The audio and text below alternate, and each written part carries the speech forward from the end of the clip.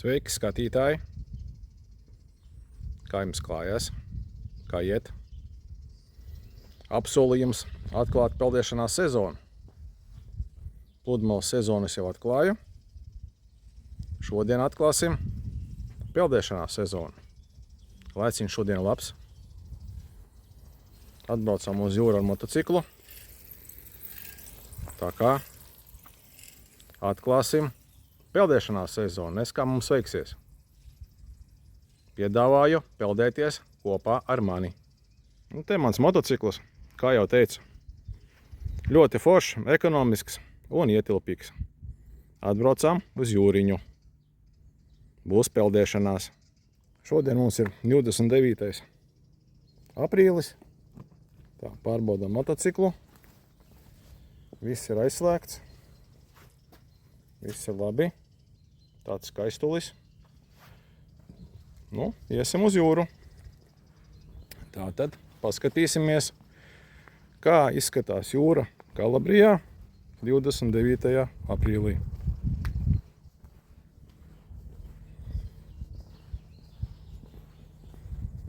Sezona vēl nav sākusies. Klusums, miers un skaista dzīve. Redzam, kāda zāle izaugusi. Parasti viņa nokalst. Tā, nu, tur ir Pludmales klubs. Parasti parkojos tur.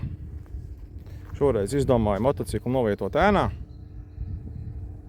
Un uz ceļa varētu jau braukt arī tuvāk. Bet es baidos, ka varētu viņu no smiltīm neizstumt.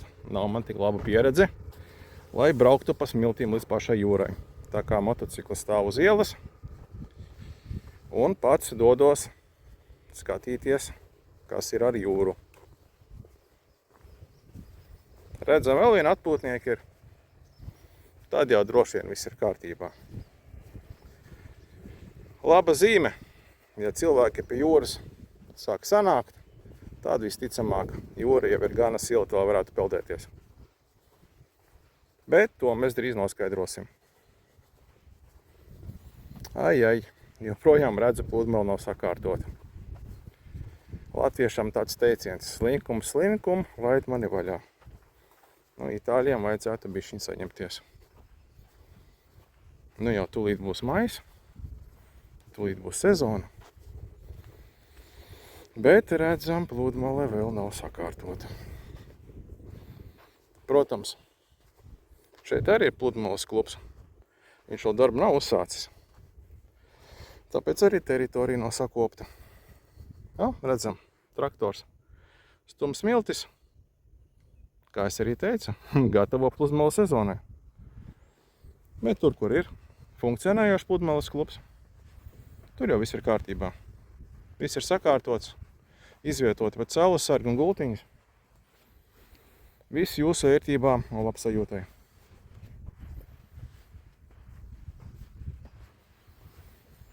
Skaista, mierīga jūra. Šodien nav vēja. Un arī cilvēku nav. Redzēs, kāds būs ūdens. To mēs drīz noskaidrosim.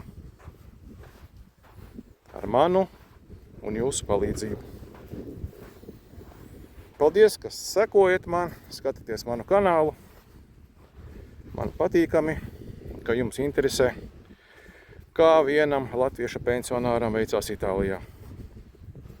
Rakstiet komentāros, ko vēlaties redzēt. Par Čiro vīna darītavu jau rakstījāt. Jā, plānos ir. Priekšā garās brīvdienas. Domāju, vienā no tām došos uz Čiro vīnu darītavu. Un, protams, ņemšu jūs līdzi un parādīšu, kā tur viss notiek. Lai arī vīnogu novākšanas sezona vēl nav, taču vīna darītava strādā, ekskursijas notiek. Paskatīšos, kas un kā, un parādīšu arī jums. Nu, tāda mums mierīga jūra. Peldētājus pagaidām neredzu. Tātad tas varētu nozīmēt, ko tas varētu nozīmēt? Varētu nozīmēt, ka ūdens vēl nav ļoti silts. Bet itāļiem patīk ļoti silts ūdens, tā kā tas nav rādītājs. Turisti no Skandināvijas un no Vācijas šeit peldas ļoti agri, pat aprīlī, un sezonu noslēdz novembrī. Tā kā ūdens temperatūra 18 grādi, viņiem ir gana laba. Un skatīsies, kā būs. Mēģināsimies ar sacīts darīts. Apsolījums parādīt, kāds ir ūdens. Iesim, skatīsimies, kāds tas ir. Tātad ūdens testiņš. Oi! Nu, principā, tā kā Latvijā, grādi 18. Aprīlī, var jau peldēt. Nevar teikt, ka baigi var atslāpt. 18 grādi tomēr, taču peldēt var. Un oficiāli peldēšanā sezonu esmu atklājis. Pagājušajā gadā atklāju 1. maijā, šodien atklāju krietni ātrāk.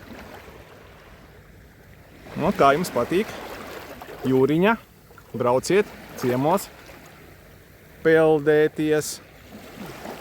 Tiešām dīvaini, kāpēc neviens nepeldās. 10 no rīta, ūdens 18 grādi, pa dienu vēl iesils, nu nekāda vaina nav. Tīri feini. Bet neviens nepeldās. Kalabriešiem ļoti patīk siltums. Viņi pagaidīs, tad ūdens uzsils līdz 25. Nu, vai arī varbūt līdz 22. Taču es jums saku, peldēties var jau arī tagad. Nu, tā es iekārtojos. Pa vienkāršo braucu ar mašīnu, tad paņem līdzi arī gultiņu un saules-sargu. Šoreiz ar motociklu. Saules-sargu līdzi nepaņemsi. Citādāk vējā viņš var atvērties un sanākt tā kā Mērijai Popinsai. Motocikls brauks pa ceļu, bet es uz jūru lidošu ar saules-sargu. No tā mums te izskatās. Lietu sezona ir garām. Beidzot būs saulainās dienas. Paldies, ka esat kopā ar mani. Rakstiet komentārus. Un tiksimies jau nākošajās sērijās. Lai jums jauka diena. Atā!